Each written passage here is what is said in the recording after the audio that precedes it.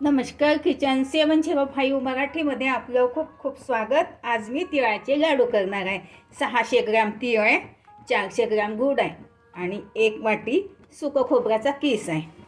बघा, सर्वप्रथम तीळ भाजून घेऊया. हे बघा, तीळ घालते, भाजून घेते तिळतिळ उडेपर्यंत.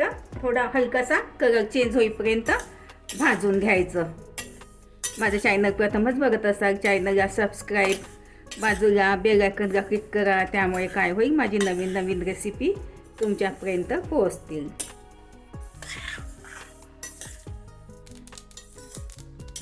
हे बघा, असा आवाज येईपर्यंत भाजून घ्यायची.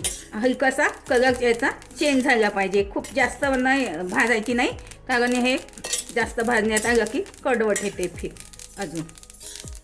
हे बघा, तडतड आवाज येत आहे. मीडियम गॅसमध्ये भाजून घेते.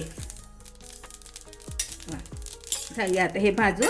बघा, छान फुगली आहे. बघा, काढून घेते. 7 मिनिट लागले भाजायला. हे बघा, आता परातमध्ये थंडी व्हायला काढून घेते. ह्यामध्ये सुकं खोबरं घालते. गरम आहे कढई, थोडं भाजून घेते. हे बघा, सिम गॅसमध्ये भाजून घ्यायचं, कारण कढई गरम असते आधीची, लवकर होते भाजून, जास्त वेळ लागत नाही. बघा, झालेलंच आहे. 2 मिनिट बारीक असते खोबरा किस, लवकर होऊन जाते. 2 मिनिटात भाजून होऊन जाते. हे बघा, झालेलं आहे, तर काढून घेते. हे बघा, आता तीळ थंड झाली, वाटून घेऊया. मिक्सीमध्ये थोडी थोडी थांबून थांबून फिरवायचं, खूप बारीक नाही करायची. हे बघा, थोडं जाडच वाटून घेतलं आहे, काढून घेते. पुन्हा परत एकदा गूळ घालून वाटायचं आहे.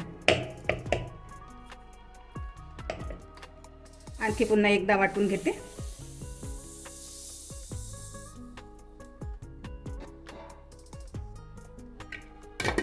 हे बघा, हे पूर्ण वाटून झालं. थोडं जाडसरच वाटून घेतलं आहे. यामधलं काढून घेते सगळं. हे बघा, ह्यामध्ये आता मी गूळ घालते. हे बघा, बिना पाकाचे लाडू करत आहे. पुन्हा एकदा फिरवून घेते. 600 ग्रॅम तीळ आहे, 400 ग्रॅम गूळ घेतला आहे. तुम्हाला जास्त गोड पाहिजे असेल तर आणखी घेऊ शकता, पण इतकं प्रमाण बरोबर आहे. ते सगळं मिक्स करून घेते आणि बारीक बारीक तुकडे वगैरे सगळं गोळ्याचे एकजीव होऊन जाते. असं मिक्स करून घ्यायचं. पुन्हा परत एकदा मिक्सीमध्ये थांबून फिरवून घ्यायचं. पुन्हा एकदा वाटून घेते.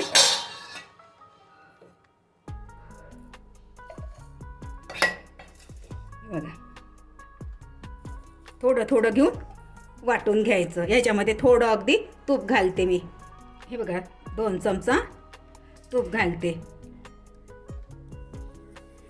किंवा याच्यामध्ये दुधाची साय वगैरे असली ती घातली तरी चालेल. हे बघा, बारीक करून झालं. छान मऊ पडून जाते. थोडं तूप घातलं ना, मऊ पडून जाते छान. पुन्हा एकदा वाटून घेते. बघा, किती छान झालं आहे. बाजूला ठेवते हे. बघा, आता याच्यामध्ये विलायची पावडर घालते.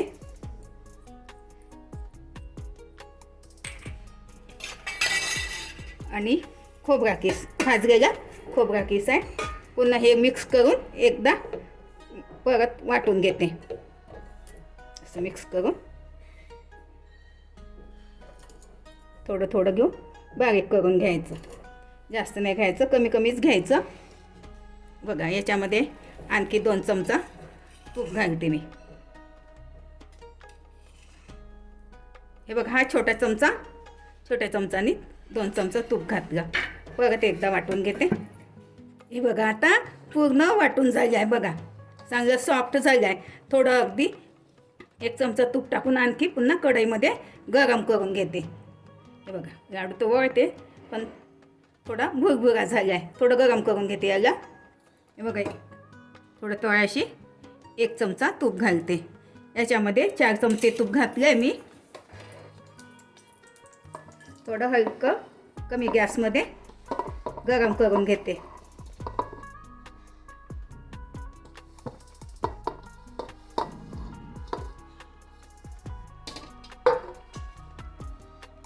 दोन 3 मिनिट गरम करून घ्यायचं. गूळ तो चेलते मग याच्यामधला.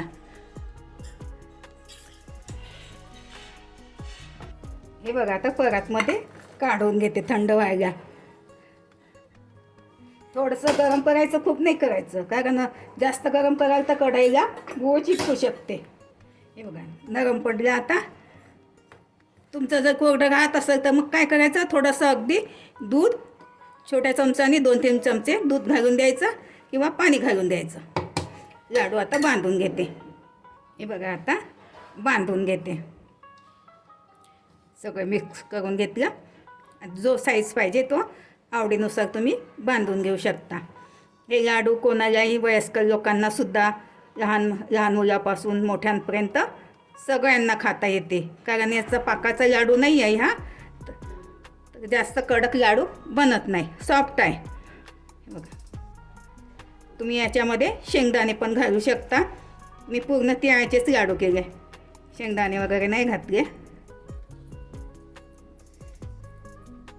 हे बघा अशा प्रकारे बांधून घेते.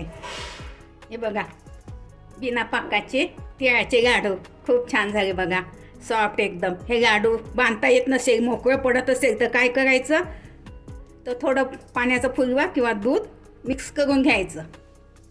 बघा किती छान झालं आहे, सॉफ्ट आहे. अगदी वयस्कर लोकांना, म्हाताऱ्या लोकांना पण बांधता येते, खाता येते, सारे खाता येते. बघा अशा पद्धतीने करून बघा, खाऊन बघा. व्हिडिओ आवडल्यास लाईक, सबस्क्राईब करा, कमेंट्स करा. मस्त खा आणि स्वस्त राहा. धन्यवाद. भेटू पुढच्या रेसिपीला. तोपर्यंत नमस्कार.